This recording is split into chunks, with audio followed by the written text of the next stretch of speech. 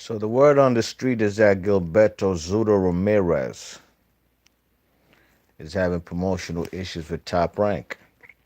Zudo Ramirez from Mexico, 40 and 0, 26 KOs, has been ordered to face Elidier Alvarez from Colombia via Canada, 25 and 1, 13 KOs. Okay, both of them have been former world champions. Elidier Alvarez, WBO 175-pound champion, and Zudo Ramirez was a 168-pound champ for a while with the WBO. Well, they've been placed in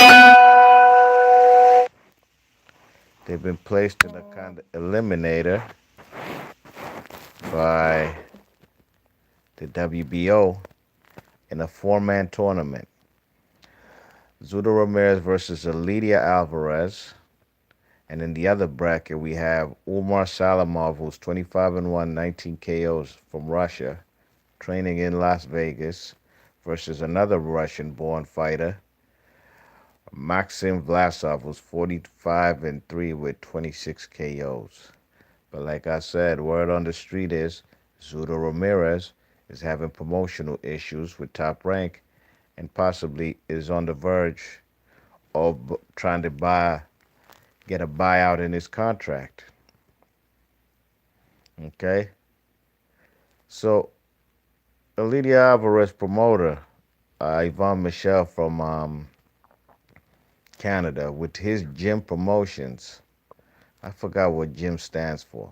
I think I can't quite remember what the acronym Gym stands for. But Ivan Michel is Elidia Alvarez promoter, and he's saying that Ramirez and them are pricing themselves out. You know what I'm saying? I'll read you some quotes from Ivan Michel. He says, quote, "The Ramirez clan is not keen on facing Elidier. They're asking for millions. We at Jim and Top Rank are still accepted the challenge presented by the WBO, and Ramirez has until 8:30 this morning to accept the WBO's order from his side and agree to negotiate." So, Elidia Alvarez, according to Ivan Michel, is asking for millions. Okay, so there's another player in the 175 look, and looks like 175-pound division is all popping over there on Top Rank. If you go anywhere else, you're gonna be short. There's like, who has a WBA belt at 170? That's Bivol. I don't even know where he fight on. The Zone. He ain't fighting nobody over there. His management needs to get him up off of the Zone, take him over there to ESPN Top Rank, where there's the WBA, well, I'm sorry, the IBF and the WBC belt held by the lineal champion, Arthur Beterbiev, and the WBO title, which is currently vacant, which is a proposed four-man tournament, you know what I'm saying? But on the other hand, Gilberto Ramirez is now ranked, finally, his country, Mexico, is doing right by him and ranking Zudo in their sanctioning body, trying to get them a Mexican champion at 175 pounds. I'm all for it, you know what I mean? I personally like Gilberto Ramirez's skill set. I've been watching this guy since he was like 20 and 0. Yeah, with this cowboy hat, long, tall frame. I was like, look at this guy. First Mexican super middleweight champion of all time. Man can box, he can slug, you know what I'm saying? But my only problem with the guy is, who's he fighting? He's being fed that top rank diet, you know what I mean? Well, the top rank diet is looking pretty good right now, you know what I'm saying? Best opponent obviously he's ever fought is Jesse Hart. We see what Joe Smith Jr. did to Jesse Hart 2 weekends ago, you know what I mean? And like I said, if this guy Gilberto Ramirez so does happen to duck up out of this 175 WBO four-man tournament that's being proposed by the WBO, then they'll more than likely replace Elidia, what's his name, Gilberto Ramirez with Joe Smith Jr.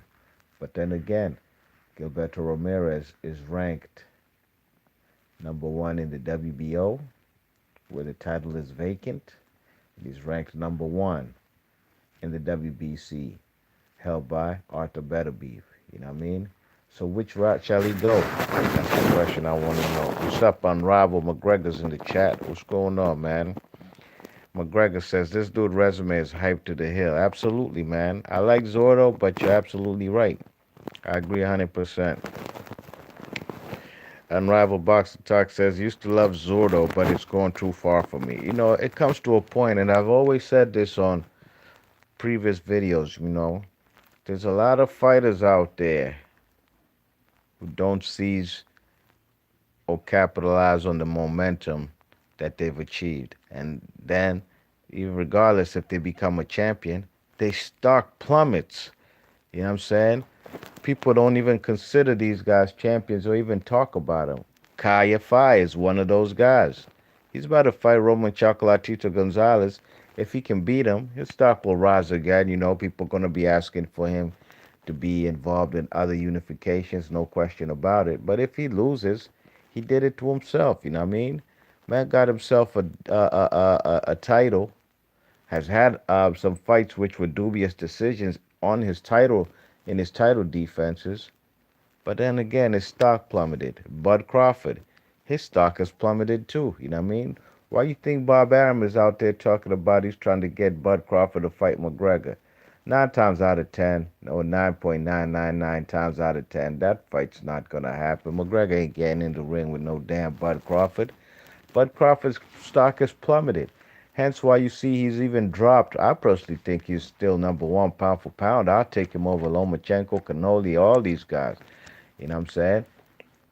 But hey, the Ring magazine, they decided, you know what? This guy's stock has plummeted. Canoli been a pro since like how long? Like 15 years. Canoli been on American TV since like 2010. Never reached the number one pound for pound ranking. So Oscar De La Hoya and them took the opportunity, whilst Bud's stock is plummeting. Lomachenko vacating a WBC belt in order not to fight his mandatory. That was a prime opportunity for Golden Boy, De La Hoya, and them to finally put Canoli as number one pound for pound on the pound for pound list, which is absurd. Pound for pound fighters don't duck people. Pound for pound fighters fight all type of styles.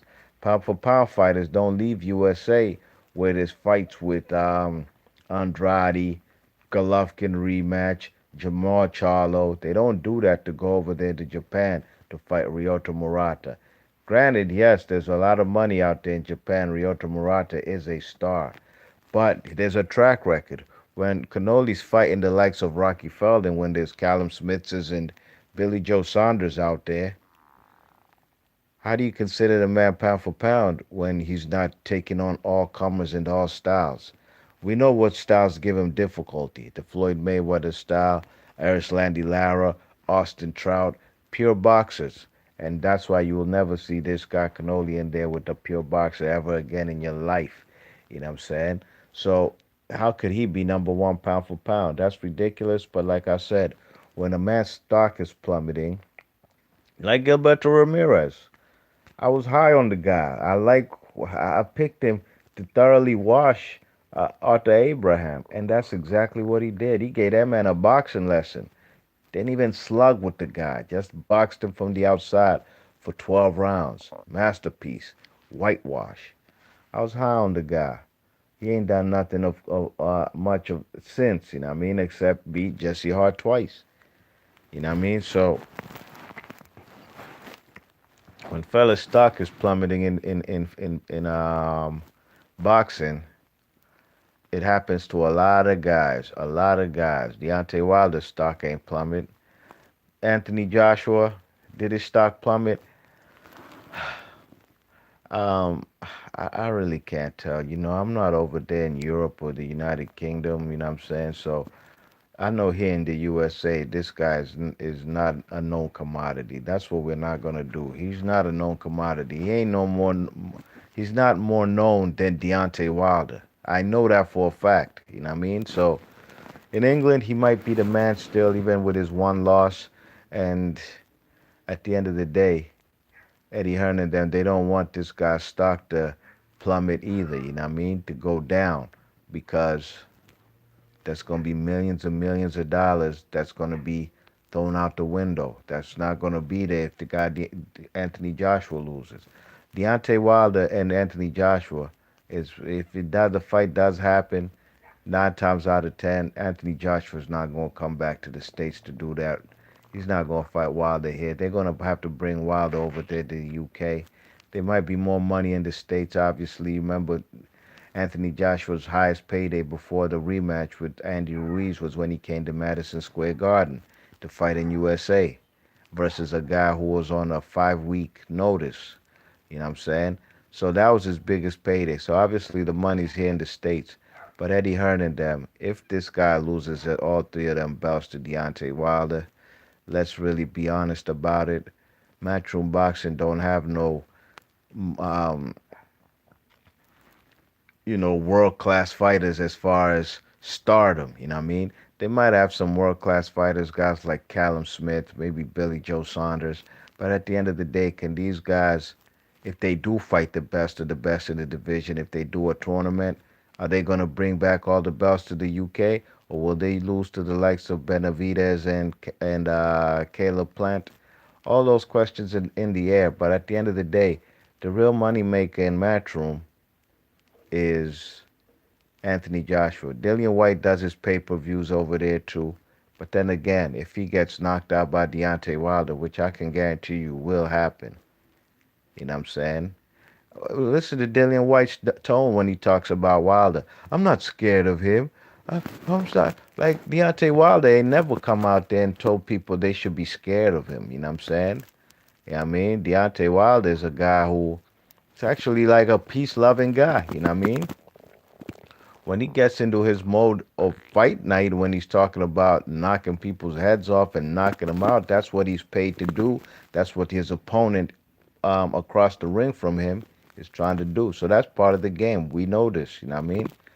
But at the end of the day, if the guy Dillian White loses and Anthony Joshua loses, what is going to go back to what? Guys like Derek Chisora and these guys, it's not going to be a good look, you know what I mean? So that's why these fights haven't happened, man. I'm trying to tell you, they're trying to milk Anthony Joshua till the very last drop because it's just like Cannoli. If he loses over there, Golden Boy, that's going to be a big percentage of their revenue that they're going to be losing because the man lost, you know what I mean? We had in the chat. So keep going. And Rival Boxing Talk says, Bivol has Super on the Zone and Pascal has regular on PBC. Yeah, they fought already. I don't want to see that again. I didn't even think Pascal won that last fight against Badu Jack.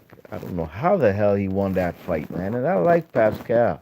I do, always have. I like Badu Jack too. I had no dog in the race, but I want the right man to get the victory. And it wasn't Jean Pascal. So with that being said, with Bivol has Super on the Zone and Pascal has regular on PBC. From what I know, Jean Pascal is a guy who can fight anywhere. He's not tied to any single promotional company. Excuse me, I'm sorry, any single particular network. You know what I mean? I've seen him fight on every channel. So go over there to ESPN, man, and get involved with the real light heavyweights, man. You know what I mean? Um, where we at?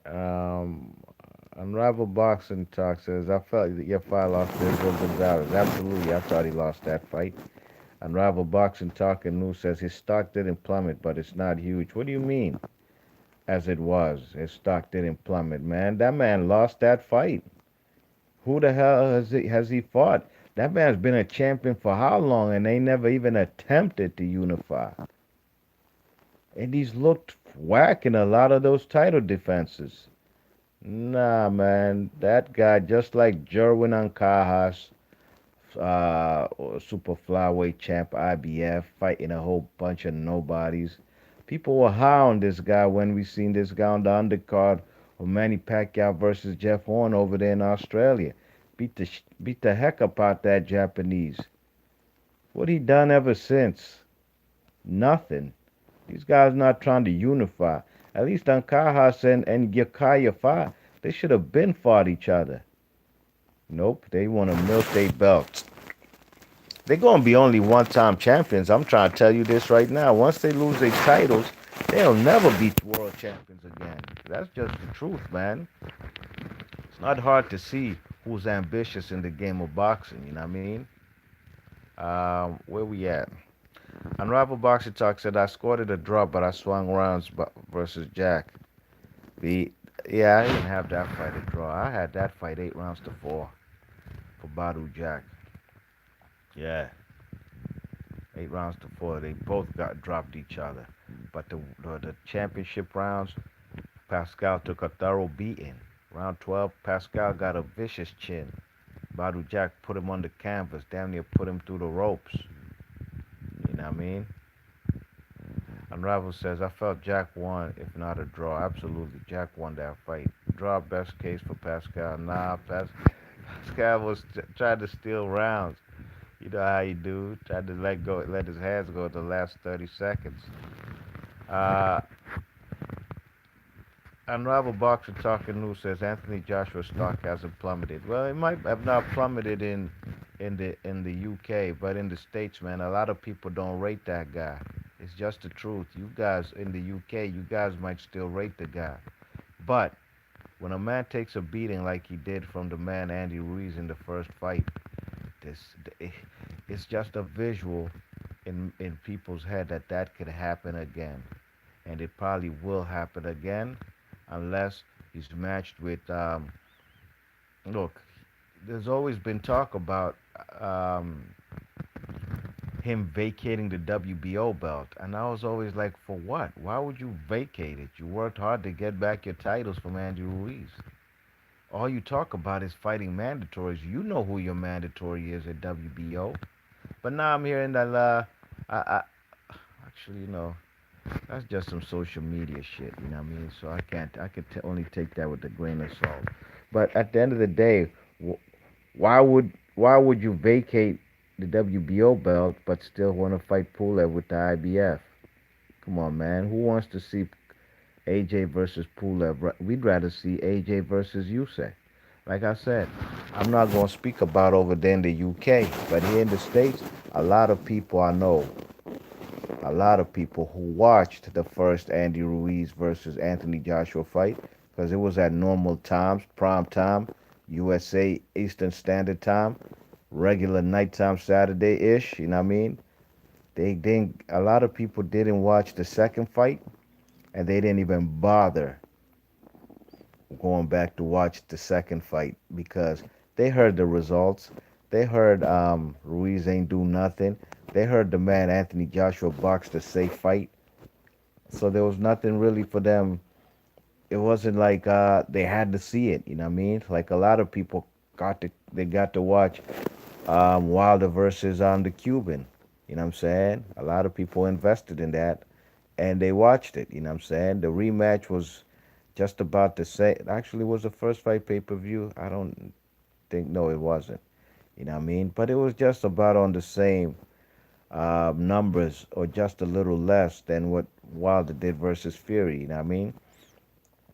But really and truly, like I was even talking about in a video, I was it yesterday.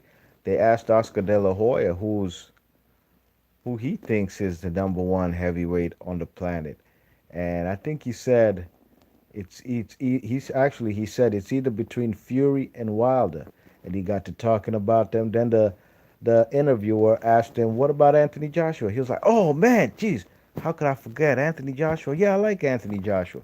He's an afterthought." This is Ring Magazine, Oscar De La Hoya, Golden Boy. You know what I'm saying? The Zone, where Golden Boy's promotional team is at. You know what I mean? I don't know if the man was genuinely forgot Anthony Joshua existed, but I'm trying to tell you, man, a lot of people don't believe in the guy. And it's up to him to change the narrative, you know what I mean? A lot of people didn't believe in Lennox Lewis, including myself. I only really became a believer of the man Lennox Lewis. It's sad to say, but I really became a believer in the second Rockman fight. You know what I mean? When he knocked him out, and I was like, okay, that's cool. But what really did it for me, and the sad was his last fight of his career versus Klitschko. You know what I mean? And then when you reflect on the man's career, you was like, man, this dude was really the truth. He had two hiccups, which he avenged. You know what I'm saying? And he ain't in the second fight versus Rockman. He ain't boxed no safe fight. Even the second fight versus McCall, which McCall actually made it much easier for Lennox Lewis to get back the vacant WBC title. But in the second fight with Rockman, that man Lennox Lewis heard it from everybody. A lot of people in the States ain't believing that guy. Fellas like Ja Rule and Nori, the rappers who were popping around 99 them times. They was on fire. They told that man Lennox Lewis, man, you're gonna get knocked out by Hasim Rahman. A lot of people doubted him. What he do? Fourth round, man, that beautiful 1-2, and it was just a thing of beauty. One of the best heavyweight knockouts you'll ever see in your life. You know what I mean? You know what I'm saying? And just the way he had that man doing the Trevor Burbick Rahman with the blood leaking, just pouring out his nose like a faucet. You know, it was beautiful. You know what I mean? He didn't fight Chris Bird. I really wanted that fight. And again, the guy didn't say, he said he don't want to fight no southpaws.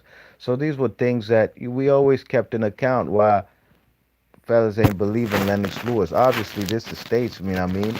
Fellas gonna ride for the American fight as they should. UK should ride with their British fighter, you know what I mean? At the end of the day, I think I can count how many heavyweights we've had from England in boxing history, from Bob Fitzsimmons, you know what I'm saying, to Frank Bruno, Lennox Lewis, and Tyson Fury now. Anthony Joshua, and I'm not going to even count the Herbie Highs and the Michael, all the Wakandis, those type of guys with that WBO belt in the late '90s, because that belt wasn't considered a world title. If that's the case, what I'm gonna say, Francisco Damiani was heavyweight world champion of the world, the dude from Italy who Ray Mercer beat the shit out of.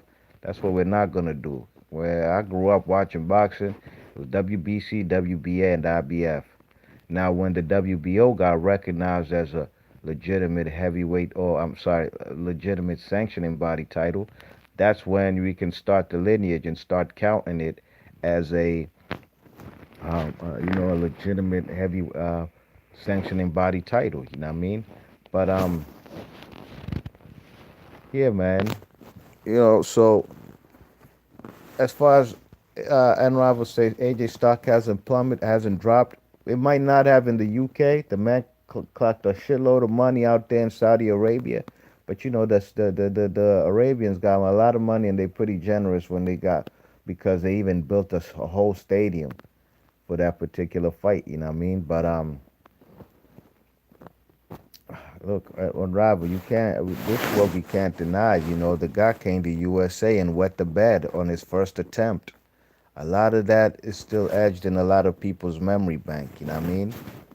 And that's why I said, if Wilder, and Anthony Joshua, I hope the fight happens. I hope the guys, Anthony Joshua and them, just throw that man Wilder a whole lot of money, man. Get the man in the ring. If you think you could beat the guy, you will become undisputed. Pay that man, you know what I'm saying? You got to pay that guy what he's worth, you know what I'm saying, what he deserves.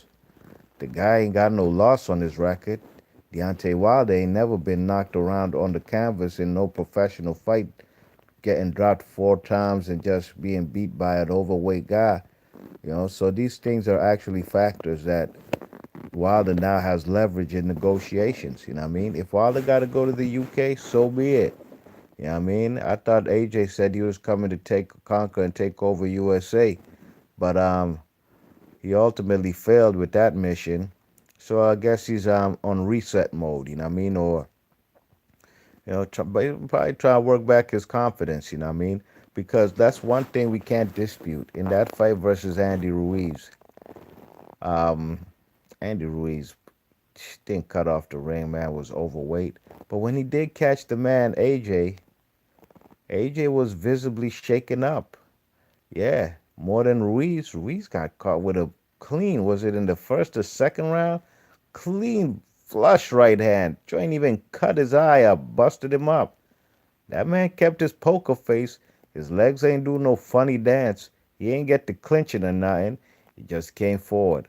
But when Anthony Joshua got caught seldomly, far and few in between with the punches that did land from Andy Ruiz, yeah, we seen Andy, the guy's eyes get wide like on some Peter Quillen ish, and we seen the man Anthony Joshua get the clinching, and we seen Anthony Joshua, you know, more visibly shaken up by the punches from the man Ruiz than Ruiz ever was by Anthony Joshua in the second fight.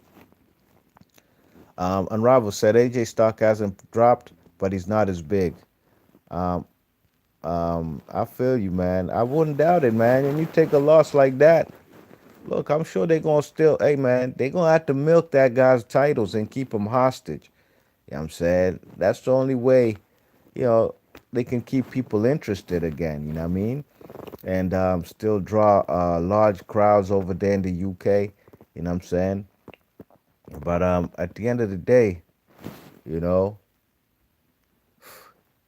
matchroom boxing, if they ever do lose that them titles over there, it's gonna be, ooh, man, they lucky to get them back. You know what I mean? You seen how excited they was, um, and how excited. Sorry, man, damn, I gotta handle some business, man. I got some messages coming in. All right, let me try to wrap this up right quick. But he's not as big. Okay, I'm talking AJB Marshall. I absolutely. Uh, yeah, we did. We called the fight, the first fight together. Absolutely, with on Beats channel. The first AJ fight, and you guys were a little ahead of me. You know what I'm saying? I get because you guys actually had the. I guess you guys bought the real joint, you know what I mean, over there in England, you know what I mean? So you guys were ahead of me, and you was the first man I remember you said, AJ's down. I was like, huh? Yo, I'll never forget that live stream. I'll never forget that. June 1st, 2019. Oh my God. AJ's down. And then I couldn't believe it. I said, I can't wait to see. Then before I even got to see him, right when it happened, you said, oh my God, Ruiz put him down. Man, that shit was epic, man. That shit was epic. Brooklyn Child Boxing, what the deal? Brooklyn Child, man. BK in the house. What's up with you, man? He said, what's good, my bro? I'm going to rewind from the beginning. Yeah, I was talking about Zuda Ramirez. And then we got into fella stock plummeting like Zuda Ramirez and stuff like that. And a whole lot of other fighters from Bud Crawford to, I mean, Keith Thurman, his stock plummeted because he got beat up by Pacquiao. You know what I mean? Before that, he was just lingering there. Yeah, at one point in time he had two straps, but you know anybody saw the writing on the wall, man. Pacquiao gonna beat his ass. You think Pacquiao's gonna take that fight to lose? Okay, where we at? Unrivaled Boxer Talks says Lennox is Teflon. Yes, he is, man. Well, it's one of my favorite all-time heavyweights of all time. You know what I mean? I like Larry Holmes.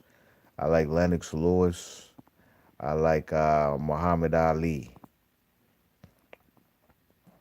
Oh yes, Unrivaled Boxer Talk says David Haydo. Absolutely, that was another fraudulent heavyweight champion. Oh man, how could I forget? Yeah, absolutely. WBA champ. He beat the big 7 foot Russian who actually had lost numerous times. Yeah, Evander Holyfield had beat that guy at that big tall giant. I forgot his name right now. Mm, he actually was a champ. Absolutely, good looks on that. Unrivaled. Um, Unrivaled Boxing Talk says I'm saying his UK stock. Yeah, his UK stock might still be up there, but like I say, man, Matchroom Boxing, they're gonna hold on to that. They're gonna keep him away from the fighters who actually can beat him, just like Canoli and them in Golden Boy. There's fighters out there. Canoli's not invincible by no stretches of the imagination. He beat Gennady Golovkin to me in the second fight. The first fight I had it a draw. You know what I mean? But if I had to edge this first fight to anybody, it wasn't Canoli. Canoli ain't win that fight. I'd give it to Triple G, but I actually had it 6-6, and that's how I had it. You know what I mean? But yo, be Marsh Boxing. Big ups to everybody. Uh, Let me finalize this video by saying Zudo Ramirez is ranked in two sanctioning bodies, WBC, WBO. If he does get out of a promotional pact or is trying to get out of his deal with Bob Arum, top rank ESPN, what's the point? You know what I mean? You know what I'm saying? If you do that, maybe you can sign with Lou DiBella. I don't know. Lou DiBella got his fighters over there on the zone and on ESPN, you know what I mean? But at the end of the day, the real champions right now over there in light heavyweight are on ESPN, you know what I mean? Will the man Elidia Gilberto Ramirez go the Elidia Alvarez route, which to me is an easier fight than going the WBC route, where he's also ranked number one in fighting the man Arthur Better Beef. I believe Better Beef beats him. I believe versus Elidia Alvarez, it's a 50-50. You know what I'm saying? So, which route shall he go? Gilberto Ramirez, the ball's in your court. Your stock has plummeted. What you going to do to raise your profile? B Marsh Boxing, big ups to everybody in the chat. Brooklyn Child Boxing, McGregor. Thanks for everybody who hit the thumbs up. Leave your thoughts and comments and let me know what y'all think about Zudo Ramirez. What do you think he's going to do next? He's in a tight squeeze right now, and time shall tell. Is he interested in becoming a champion? I'm gone. Peace.